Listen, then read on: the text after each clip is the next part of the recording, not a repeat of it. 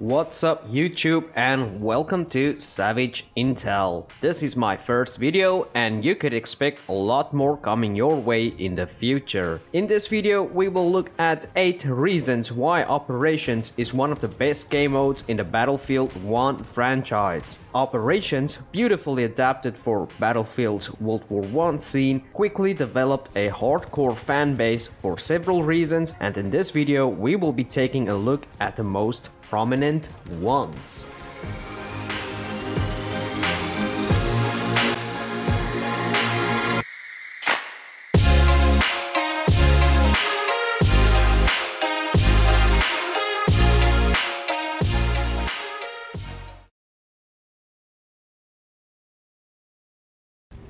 Operations in Battlefield 1 offers a game mode that best complements the battles of World War I over all the different game modes currently in the game. It successfully combines elements from the Rush and Conquest game modes. In Conquest, your team's objective is to capture and hold flags across the map to gain tickets, or you could say a score count. A team is victorious once they muster the required tickets. In some cases, the losing team may be aided by a giant behemoth if they fall behind in the match. Behemoths include an armored train, dreadnought, zeppelin, and a massive tank. These behemoths' role are to assist in altering the course of the ongoing battle. In Rush, you get an attacking team that needs to eliminate 2 telegraphs before advancing to the next pair of telegraphs. The next 2 telegraphs only become available in an ensuing sector if the defenders fail to protect the previous telegraphs from the attackers. In this mode, the action moves subsequently from point A, B to C until all of the attackers' spawn tickets are depleted or all the defenders' telegraphs are destroyed. Well, Operations combines these 2 game modes into one spectacular 64 mode that extends over 2 maps. Just like in Rush, there is an attacking and defensive team. And just like in Conquest, there are multiple flags that must be captured. Battles are focused into one sector at a time. And this is where you can expect all of the action to take place. Entire maps are divided into 3 to 5 sectors in a single map. Each sector contains 1 to 3 flags which are controlled by the enemy. All flags must be captured by the attacking force to progress to the next sector. All remaining enemies within a sector must be cleared before moving to the next set of objectives. Note that killing these remaining enemies replenishes your reinforcement tickets. The attacking force is reinforced with 3 battalions to break through the enemy's defenses. Each wave has 250 to 350 men or spawns and additional armor at their disposal. When an attacking wave is repelled by the defenders, the attackers are given access to a behemoth or several elite kits, aka special soldiers, to achieve a breakthrough. The attackers will advance to the next map once they have successfully captured the last sector on the first map. The defensive team, on the other hand, has an advantage of unlimited spawns and heavy fortified positions. The defenders will be reinforced by a behemoth at the start of the next map if the attacking team overpowers the defenders without losing a wave on the first map. Needless to say, Operations is an epic game mode and it offers an immersive experience. Gear up and place yourself in the boots of the armed forces participating in the grand offensive or defend your country until the last. From the start, in the loading screen, players are introduced to the atmosphere of the battle they will soon be facing. The loading screen uses glimpses of the map landscapes while, in a war diary fashion, soldiers tell us about the upcoming battle. They speak about their cause for fighting the war, their experiences in the brutal conflict, fears, anguish, expectations, and hopes. Every last one of them. Compare this real diary entry, for example, to the artificial diary entries in the loading screen. Yesterday afternoon, shrapnel visited us again. The bursting shells fell around us, breaking branches in the trees above. 10-15 seconds after the shells burst, shrapnel was still zinging around like big bumblebees. Their linear speed is not great, but the rotation speed is enormous. Some seem to swing in the air, just like a swing making slow arcs. Pierre Menold on October 14, 1914. The German loading screens are sometimes so hardcore, especially the tone of the German speaker. Mit ihren riesigen Faschinen wirken sie noch mehr wie monströse prähistorische Tiere, die bereit sind, Mensch. This reminds me of the German soldier called Ernst Junger. He wrote about the glory and excitement of killing the enemy and battling in harsh conditions. He believed war was a testament of being a true man. This was a common notion among German soldiers in the war.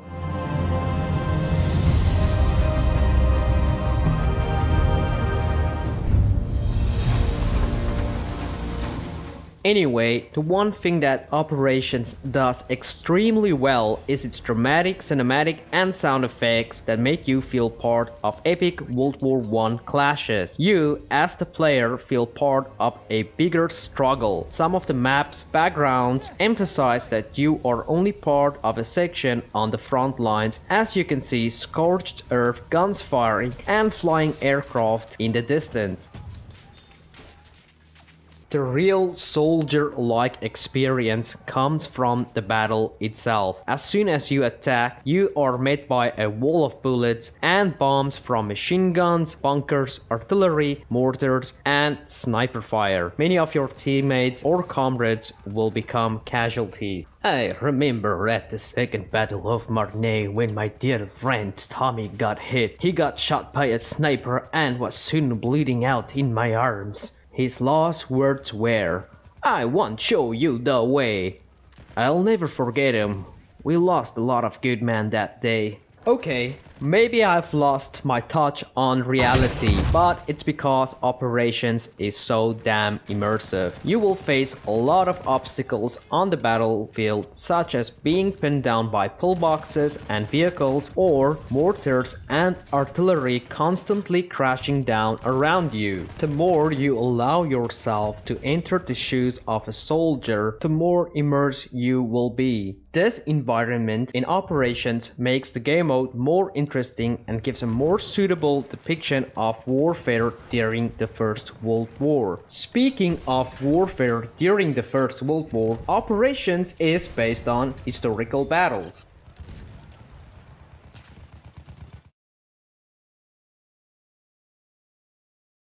We know that most of Battlefield's maps are based on actual battles and locations. Many of these maps look similar to real-life locations. Some maps even have GPS locations. For example, Ballroom Blitz and Verdun. Operations focuses on real campaigns undertook by the Germans, Russians, French, Italians, Austro-Hungary and the United States during the First World War. In general, two maps or engagements related to one another are conjoined into a single operation mission. A part of the next map can usually be seen from the current map you are playing on. These historical locations can be seen on atlases and records, and their relevance and close proximity to one another are clear. This means in operation campaigns such as Kaiserslacht, you will revisit battle locations such as St. Quentin Scar and Amiens, or Gallipoli with its two maps Cape Helles and Achi Baba. You are basically revisiting real fought battles over a century old. The list of actual battles in operation campaigns include Beyond the Marne, Brusilov Offensive, Conquer Hell, Devil's Anvil, Gallipoli, Iron Walls, Kaiserslacht, Oil of Empires, and Red Tide. A quick side note. Red Tide is about the Russian Revolution in 1917. This was a war between the communist movement and those loyal to the monarchical government. April 1915. The Allies begin their major combined arms offensive against the Ottoman Empire. Their ultimate goal, to control the sea route from Europe to Russia. Battlefield includes narratives about the battles between the loading screens. This information gives you background knowledge about the aims of the strategists, the statistics, and how the outcome of these battles ultimately influence the war. If you lose a battle that should have been won, or vice versa, the summary will provide speculations about what could have happened with the alternative outcome of the battle. Cool, I know, right? And not the defender. A war that used mobile and mechanized combined arms. If the Germans had found success and mimicked these Allied tactics, perhaps further assaults on France and the capital would have been possible.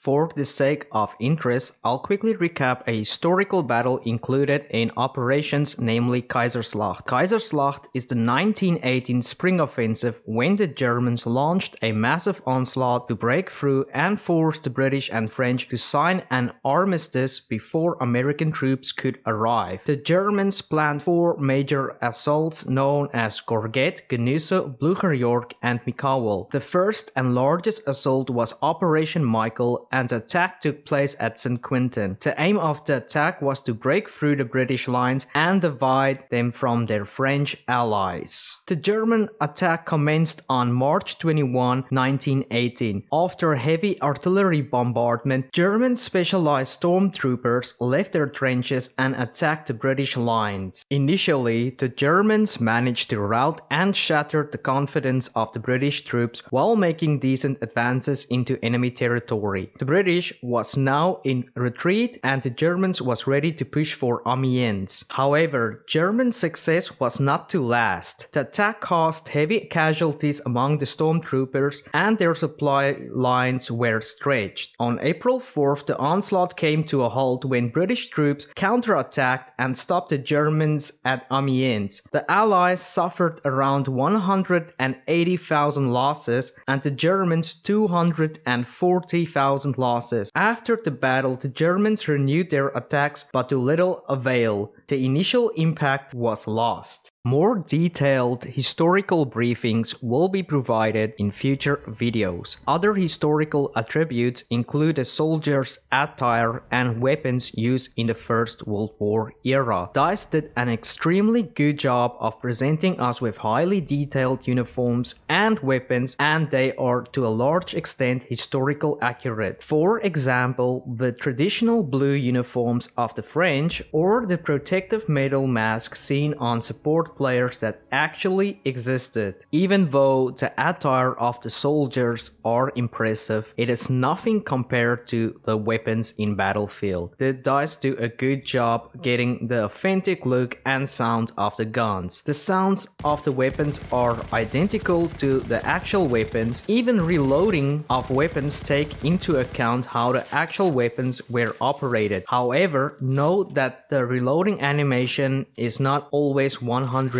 correct because it is still a game and reloading is a timely process. Excellent examples are the M1909 Bennett Mercer, Perino Model 1908, Parabellum MG1417, Chochat and Labelle Model 8086.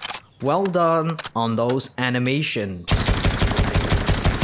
It is important to mention that Battlefield 1 does not reflect the war accurately. I can literally write volumes of inaccuracies. However, no game, series or movies can truly represent history 100%. Never mind an actual war. Not even stories based on real-life accounts and extensive research can express the reality of what soldiers endured on the battlefields. Instead, we get an artistic impression of these events. Excellent stories such as Band of Brothers and Saving Private Ryan are well based on truth and can bring us close to what it was like during that time, but even they are based on artistic impressions. Needless to say, Battlefield is no exception, but it brings us a game based on these events while catering to the relevant audience. Therefore, we are presented with an epic game mode with amazing